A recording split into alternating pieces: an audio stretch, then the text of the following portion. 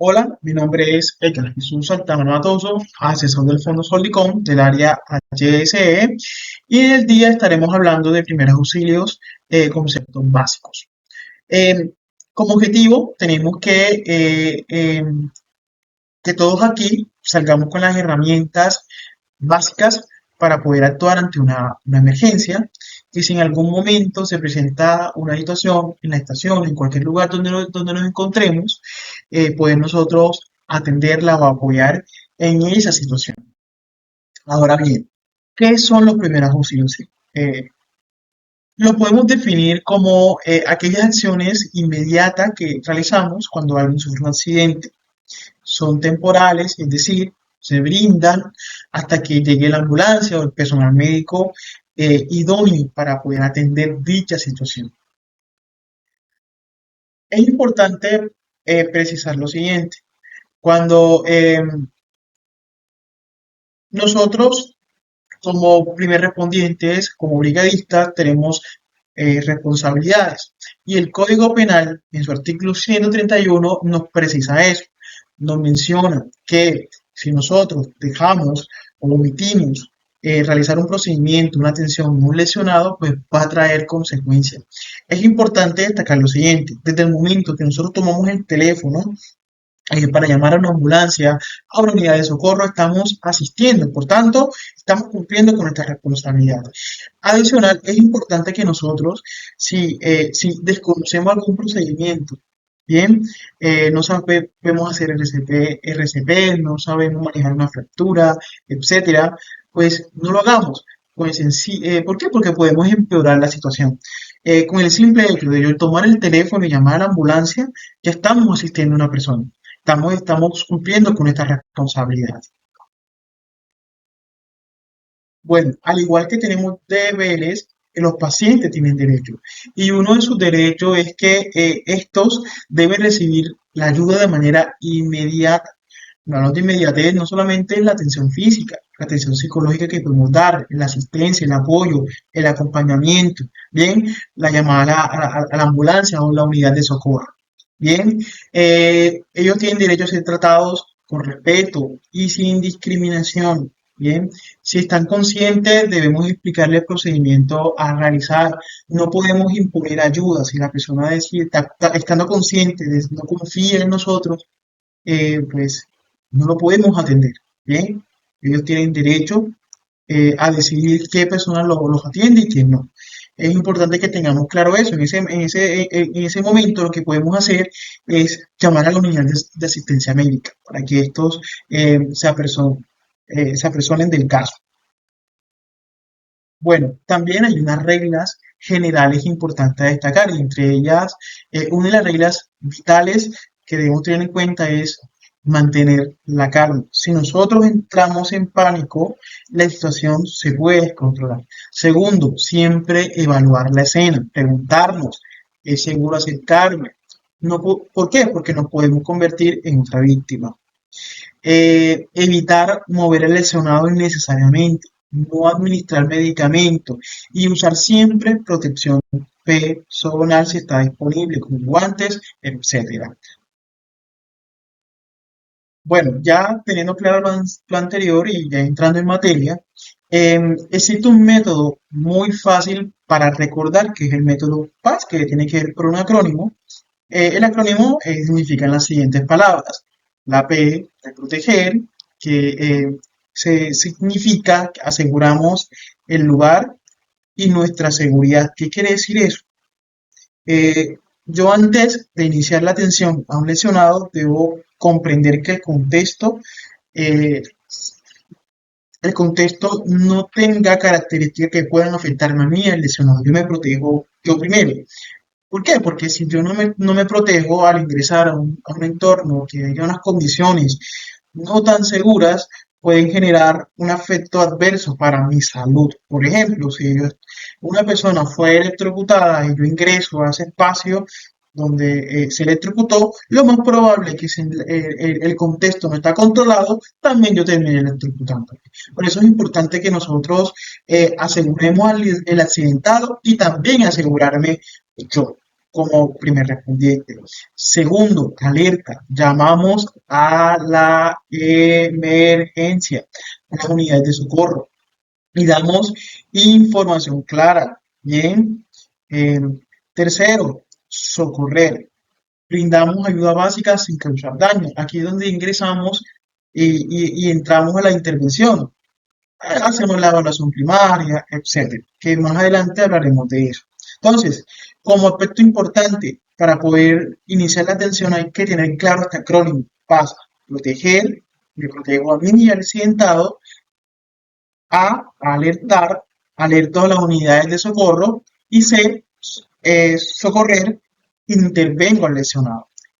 Cabe destacar que esto debe ser en cuestiones de minutos, esto no me puede demorar 1 hora ni 2 horas, esto debe ser en cuestiones de segundos, perdón. Entonces, al poder iniciar la intervención o iniciar con el socorrer, que es de ese acrónimo que hablábamos anteriormente, vamos a evaluar al leccionado para ver qué le pasa, qué tiene. Bien, entonces, cuando ya estamos frente al paciente, hacemos una evaluación que rápida. Primero, miramos el estado de conciencia, si está alerta, responde cuando hablo, reacciona al dolor o está inconsciente. Si está inconsciente, pasamos a la segunda fase, que es la respiración. Miramos si el pecho se mueve, escuchamos, sentimos el aire. Hay una técnica que se llama técnica voz, y es ver voz, que es la B de ver el movimiento torácico cuando se expande el tórax, se expande, bien, o oír el sonido que se emite en la inhalación. Acercamos, como ven en la imagen, bien, el brigadista o el doctor se acerca hacia las fosas nasales a oír el sonido que emite cuando se inhala, bien, y ese es sentir el aire que sale por las vías respiratorias. Luego de la respiración, revisamos la circulación, tomando el pulso durante 1 segundo y algo muy importante, buscar hemorragia. Una pérdida grande de sangre puede poner en riesgo la vida rápidamente, por eso debemos actuar de inmediato si vemos sangrado. Y eso es súper importante destacar. Si identificamos durante la toma de pulso que la persona tiene una hemorragia externa, visible, debemos intervenir de manera inmediata la hemorragia para evitar complicaciones. Bueno, entonces, hablando de hemorragias, es importante destacar que las hemorragias pueden ser externas, internas o salir por orificios naturales. Lo que determina el riesgo de una hemorragia es la cantidad de sangre que se pierde. Por eso es importante que tengamos claro cómo atender este tipo de situaciones para evitar complicaciones, porque la pérdida del sangrado puede llevar hasta la muerte a una persona. Entonces, ante una hemorragia, lo más importante es hacer presión directa sobre la herida con una gasa o tela limpia. Bien, no retirar objetos incrustados, no entrar en pánico y si el sangrado no se controla, pedir ayuda urgente. En la siguiente diapositiva vamos a hablar de cómo debemos actuar de manera más precisa ante este tipo de eventos. Bueno, de manera rápida, para los pasos a seguir para atender una hemorragia, tenemos primero mantener la calma, como hablamos al principio, evaluar la herida y determinar la cantidad de sangrado, aplicar presión directa sobre la herida con una gasa o venda tela limpia, elevar la zona afectada, si es posible y no hay fractura, no retirar objetos incrustados, solo ejercer presión alrededor cuando hay objetos, cubrir la herida una vez controlada el sangrado y solicitar la atención médica de manera inmediata. Bueno, ahora hablemos de fractura, esguinces y luxaciones. Es importante diferenciar entre una fractura, un esguince y una luxación, ya que una fractura es la pérdida continua del hueso, es decir, el hueso se quiebra, ¿bien? Un esguince es una lesión de los ligamentos, como vemos en la imagen. y una luxación es la pérdida de la uniformidad de la articulación. Cada uno requiere manejo totalmente diferente, que lo vamos a ver a continuación. Bueno, para atender estas situaciones, primero es hacer un diagnóstico presuntivo, es decir, si tiene una luxación, si tiene 15, etcétera. Si identificamos alguna hemorragia, en lo segundo, controlar la hemorragia que se está presentando. Tercero, inmovilizamos la zona afectada. Y por último, trasladamos al paciente a un hospital. Entonces, este sería el paso a paso para poder atender este tipo de situaciones. Importante, la inmovilización es una clave para evitar más daños. Si no inmovilizamos el área, el movimiento puede empeorar la condición del lesionado o del paciente. Bueno, ahora hablemos sobre las quemaduras. Cuando hablamos de quemaduras, las podemos definir como aquellas lesiones en la piel y en la mucosa causadas por diversos agentes. Bien, pueden ser de primero, segundo o tercer grado, dependiendo de la profundidad de la lesión. Eh, Ahí vemos las imágenes donde podemos observar cada uno de los tipos de quemaduras. Entonces, las quemaduras de primer grado afectan la primera capa de la piel, como se refleja en la imagen, que es la epidermis. Las de segundo grado afectan la epidermis y la dermis. Y las de tercer grado afectan la capa de grasa debajo de la piel. Es crucial identificar el tipo de quemadura para poder brindar los primeros auxilios adecuados. En caso de que se presente una quemadura como lesión, lo importante es alejar a la persona de la fuente de calor que le originó la quemadura, enfriar la zona con agua corriente, agua al clima, retirar la ropa y accesorios cercanos.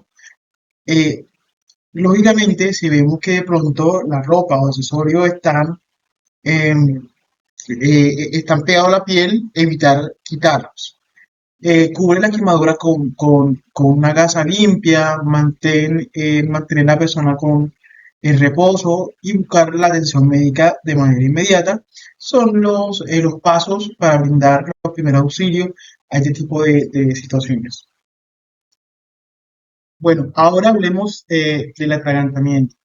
El atragantamiento ocurre cuando un alimento, un objeto, bloquea las vías aéreas y aquí debemos actuar de manera inmediata. Lo primero que debemos identificar es si la persona realmente se está ahogando, es decir, si puede toser o hablar. Si la persona puede toser o hablar, debemos dejarla que tosa, porque la tos es un mecanismo natural del cuerpo para expulsar aquellos elementos que pueden estar obstruyendo las vías aéreas. Pero si definitivamente la persona no puede hablar, no puede respirar y se lleva las manos al cuello de esta forma, ahí es donde debemos intervenir. Entonces, hay una técnica llamada técnica de Heimlich. Esta técnica lo que busca es de manera generar una presión en el diafragma que es una cavidad ubicada en esta parte. Bien, y generamos una especie de excitación para que se cree una especie de tos falso. Entonces, ¿qué vamos a hacer? Para adultos, eh, preguntar rápidamente si se está ahogando, ubicarnos detrás de la persona, colocar un pie ligeramente delante para tener la estabilidad, rodear su cintura con nuestros brazos, hacer un puño y colocar justo encima del ombligo, aquí. El puño lo vamos a colocar aquí de esta forma.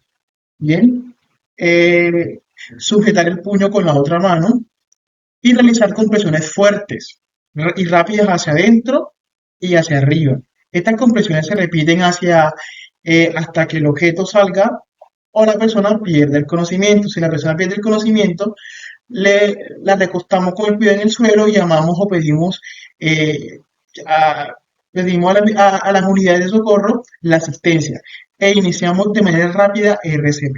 De manera muy rápida lo que hacemos es lo siguiente. Entonces, presionamos en el punto medio entre el ombligo y el tórax y hacemos presión. Bien, presionamos con el puño.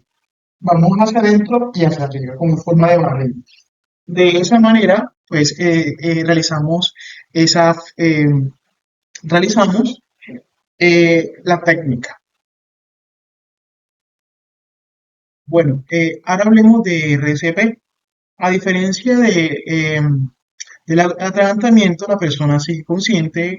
En la reanimación cardiopulmonar, la persona ha perdido el conocimiento y ha dejado de respirar. Ahí es donde entramos nosotros a intervenir. Entonces, los RCP se realizan cuando la persona está totalmente consciente, no respira, no tiene pulso. Bien, entonces, ¿cuáles son los pasos a seguir cuando la persona deja de respirar? Entonces, lo primero que debemos realizar es colocar la persona boca arriba sobre una superficie firme, bien, acostada. Ubicar el talón de la mano en el centro del pecho sobre el esternón del talón, ¿ok? Bien. Colocar la otra mano encima, entrelazando los dedos de esta manera. Bien, por aquí el esternón sobre el tórax. Bien, y entrelazamos las manos. Eh, Realizar compresiones fuertes y rápidas, aproximadamente de 100 a 120 compresiones por minuto. Permitir que el pecho se eleve completamente después de cada compresión. Si estamos capacitados, podemos hacer ciclos de 30 compresiones y 2 ventilaciones. Las ventilaciones es lo que llaman la, la respiración boca a boca. ¿Ok? Se continúa sin detenerse hasta que la persona despierte o llegue un profesional. ¿Ok? Entonces, de manera muy rápida, de igual forma en la diapositiva que les voy a compartir, voy a dejarles un video para que puedan tomar como referencia lo que está en el video. Para finalizar, de manera muy resumida, los primeros auxilios son acciones básicas que pueden salvar vidas si se aplican de manera correcta. Lo más importante para todo es mantener la calma, proteger la escena, alertar a las unidades de socorro o de emergencia y actuar sin causar daño. Y como punto final, no se trata de hacer mucho, bien, sino de hacer lo correcto en el momento adecuado. Los minutos, los segundos cuentan para poder salvar una vida. Por, por una asistencia, por un apoyo, por una llamada que tú des, puedes salvaguardar muchas vidas de muchas de las personas que asisten a una estación de servicio para suministrar combustible. Muchas gracias por la participación en la actividad.